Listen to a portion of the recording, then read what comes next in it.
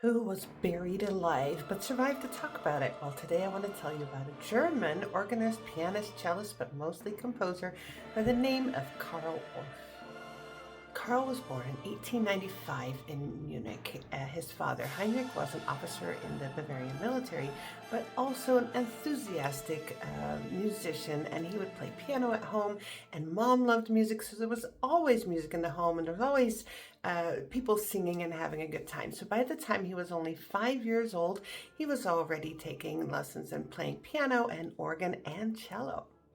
Soon after he starts playing, he starts dabbling in compositions as a kid, just having a good time. And by the time he's a teenager, he's starting to write some serious works for piano and even attempting dramatic works. Eventually, he went and studied at the Munich Academy of Music, and he focused on conducting and composition.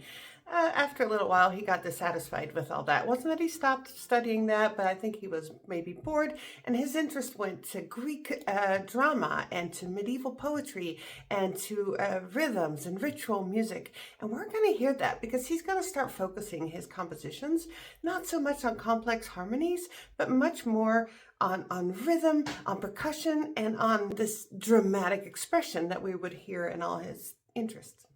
After graduation, he starts working in opera houses, mostly as a conductor and also as a rehearsal pianist. And this really sets him up in a good way because he's getting all this exposure and all this, there's so much that you can learn just from being in an environment that you'd not per se learn in an institution. Like many young men in his generation, his life was interrupted by World War I, and he had a fight in the German army. At some point, he was in a trench, and the trench collapsed on him, and he was buried alive. He was unburied, obviously, because he lived more.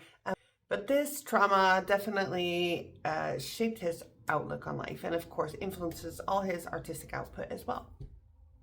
After the war in 1920, he marries Alice, who is a vocalist, a singer, and they have one daughter, Godella, and she becomes an actress. Now, this marriage was not great, and in 1927, they divorced. He ended up marrying 3 more times, but didn't have any more children. One of Karl Orff's most influential contributions started in 1924 when he co-founded the Günterschule, and at the school he developed the Orff Schulwerk method, which is a method to teach music to children. Now, this system teaches music through movement, improvisation, simple percussion instruments. A lot of times these instruments are like little xylophones or glockenspiels, drums, and things of that nature. In this way, kids are learning music through playing, through speaking, through moving, and not so much through memorization and just sitting there for the hard theory. Today, this method is used in music classrooms around the world.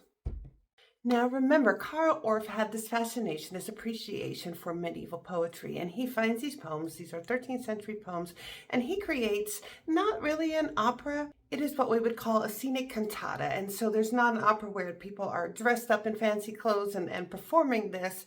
You have the orchestra, and you have a choir, and then you have some soloists. But it is a 60 to 70 minute piece based on 26 different poems, and many people know it. It's called Carmina Burana. The big well-known piece in that is O Fortuna, based on medieval poetry.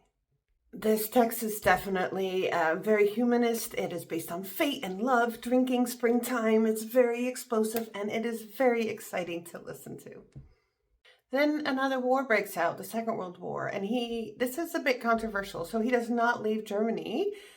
He doesn't flee. He also does not join the Nazi regime. However, he does cooperate with the Nazi cultural institution, and he also accepts commissions from them.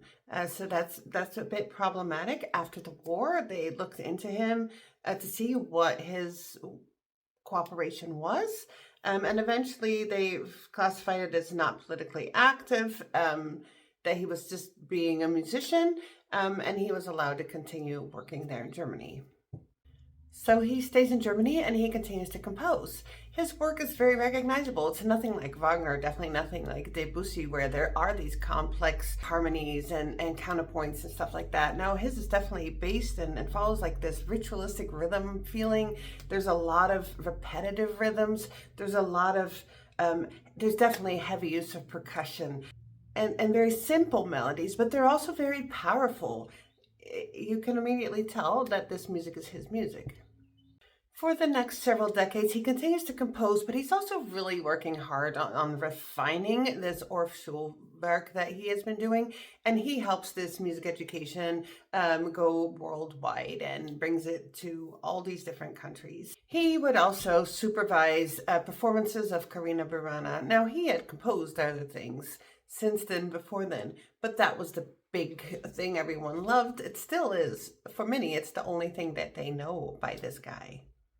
But by the 1960s and 70s, he was respected and considered one of the biggest composers from Germany at the time. When he was 86 years old in 1982, he passed away from pancreatic cancer in Munich, and he requested to be buried in an abbey just south of the city. Carmina Burana remains one of the most performed choral orchestral pieces in the world. It's also used a lot in sometimes the whole thing or clips in movies and other stage performances in TV. It is very recognizable. It instantly has this feeling of awe. But really his biggest legacy is this Carl Orff Schulwerk method, where kids are learning about music, learning about rhythms, learning to recognize patterns. Carl Orff himself said that rhythm lies in the heart of human expression, and by using this idea, he helped generations of musicians discover this rhythm for themselves. Go and listen to something by Carl Orff.